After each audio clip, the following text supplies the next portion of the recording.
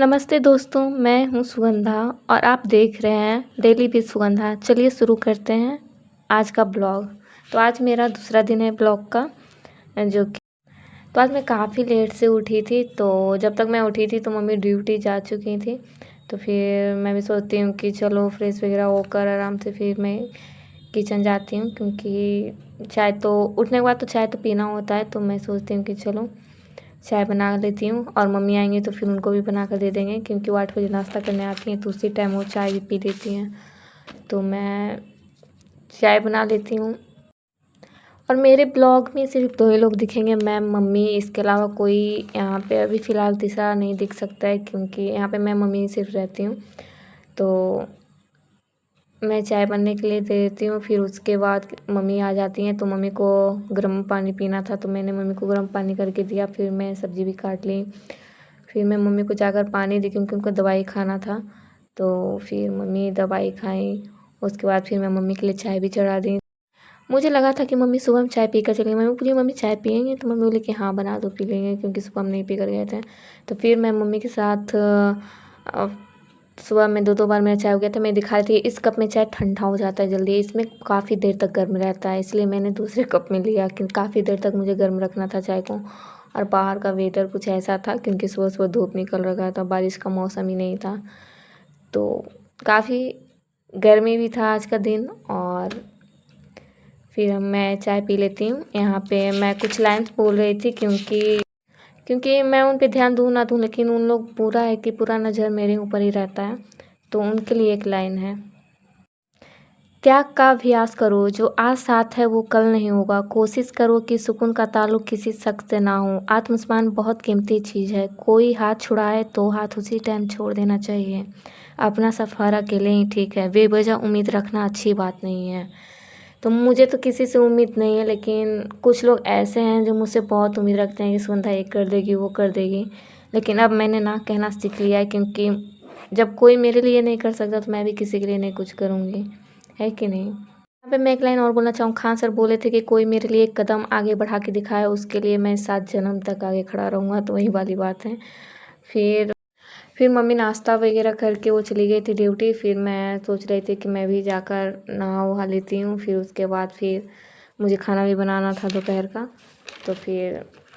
तो कुछ कपड़े वगैरह भी साफ़ करना था। तो फिर मैं भी चली जाती हूँ नहाने के लिए। उसके बाद फिर मैं इस टाइम यही सोच रही थी कि यार कि दिन भर रील्स देखने से अच्छा, फेसबुक का स्क्रॉल करने से अच्छा है कि मैं खुद का ही ब्लॉग स्टार्ट कर दूँ। चाहे उस पर 2 व्यू आए, 1 व्यू आए, मुझे उससे फ़र्क नहीं पड़ता है। कुछ याद तो रहेगी कि मैं अकेला टाइम रहती थी तो क्या करती थी। तो ये सब एक यादगार होता है। और मैं वीडियोस हर रोज़ बनाती हूँ, एवरीडे, बट उसको अपलोड नहीं कर पाती। ये सोचती हूँ कि लोग क्या सोचेंगे, लोग क्या कहेंगे। सीरियसली चाहती हूँ कि नहीं सोचूँ, लेकिन ये चीज़ मन में आ ही जाता है।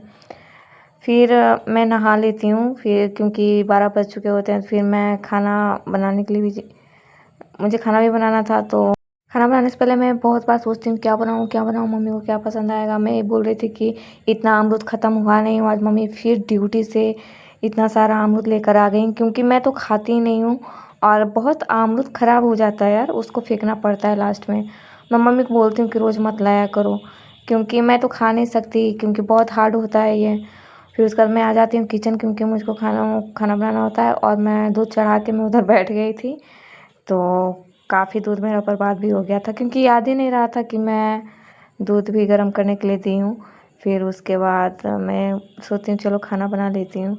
फिर उसके बाद मम्मी आ जाती हैं और देखो फिर वो ड्यूटी से आए, फिर वो अमरूद लेकर आ गई हैं और टेबल पे वो रखेगी। मैं उनको बोली थी कि मम्मी फल वाला डलिया में रख दो, आराम से उसमें रहेगा। तो मम्मी नहीं, इसमें हवा लगेगा, इसको ऐसे ही रहने दो, ख़राब नहीं होगा जल्दी।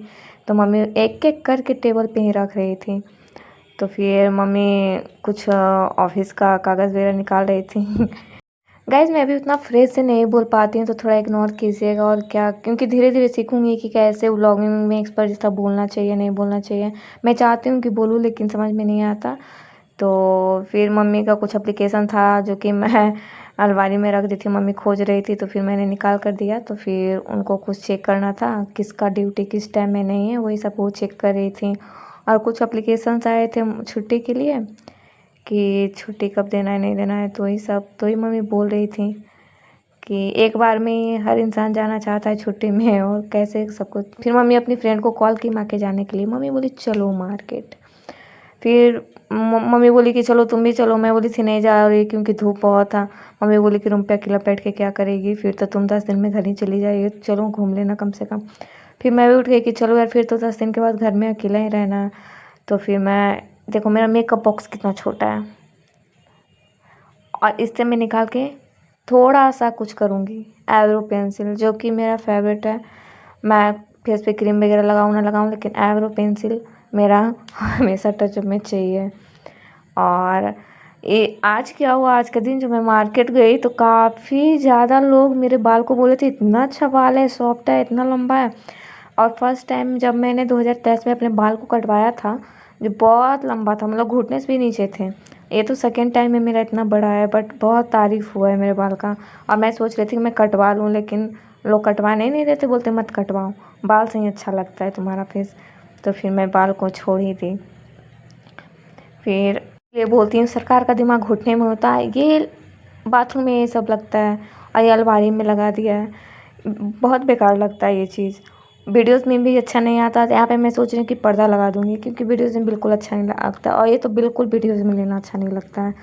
और मैं, लेकिन लेना पड़ता है, रूम में है तो क्या करें, रूम से निकाल के बाहर नहीं फेंक सकते हैं इसको। लेकिन यार सरकार थोड़ा सा दिमाग सोच समझ के काम किया करो। फिर मैं रेडी हो गई थी, वही में दिखाई थी। फिर उसके बाद फिर हम लोग निकल जाते हैं। मैं बाल दिखा रही थी कि देखिए मेरा बाल पूरा नहीं आ पाया, बट हम लोग मॉल पहुंच चुके थे। क्योंकि मैं बाहर का लोकेशन इसलिए नहीं दिखाई क्योंकि इधर सरकारी फ्लैट है, क्वार्टर है, तो नहीं दिखा सकते, अलाउ नहीं है वीडियोज़ का। तो मैं चाहती हूँ मेरे वीडियोज़ पे कोई क्लेम वगैरह है। तो हम लोग मॉल पर, ट्रॉली इतना महंगा था, 12-13 हज़ार का ट्रॉली दिखा था हम लोग, बहुत महंगा है। फिर हम लोग मॉल घूमने चले गए, मॉल के अंदर। फिर हम लोग कपड़े भी काफ़ी महंगे थे। फिर यहाँ पे क्या होता है कि मधुबनी बेनीपट्टी में से जो भी लोग होंगे, तो बुधवार और शनिवार को 2 दिन यहाँ हट्टी लगता है सब्जी का। और बाकी के दिन अगर मंडे जाते हो, ट्यूसडे जाते हो, तो इतना महंगा सब्जी आपको मिलेगा 80-90 के, मत पूछो। और आज के दिन आपको बहुत सस्ते सब्जी मिलते हैं। फिर मैं दूसरी बार मॉल आ गई थी क्योंकि टी शर्ट लेना था मुझे। तो टी शर्ट जो मैं देखी थी तो काफ़ी महंगा था। फिर रूम पे आने के बाद 6 बज चुके थे। मम्मी के लिए जल्दी चाय बना दी। फिर मैं मम्मी शाम का चाय साथ में पी बैठ कर, क्योंकि मम्मी को जल्दी से जल्दी निकलना था ड्यूटी पे, टाइम ज़्यादा ओवर हो गया था। तो फिर मम्मी जल्दी से नहा ली। उनके बाद फिर शाम का पूजा कर रही थी, क्योंकि मैं पहले भी बताई थी कि मम्मी 2 टाइम तो पक्का पूजा करती हैं, क्योंकि वो 2 टाइम बिना पूजा किए वो रह ही नहीं सकती। ड्यूटी से आती हैं तो नहा कर वो पूजा करती हैं। फिर वो अपना सारा कागज़ वगैरह रख रही थी ऑफिस का। उसके बाद फिर हम चलते हैं छत पे, क्योंकि काफ़ी अच्छा व्यू था। तो मैं सोची कि चलो, अगर आपको मेरा वीडियो पसंद आए तो आप लोग लाइक सब्सक्राइब, चैनल को सब्सक्राइब कर दीजिएगा, थोड़ा सा सपोर्ट कर दीजिएगा। मिलते हैं अगले ब्लॉग में, बाय बाय।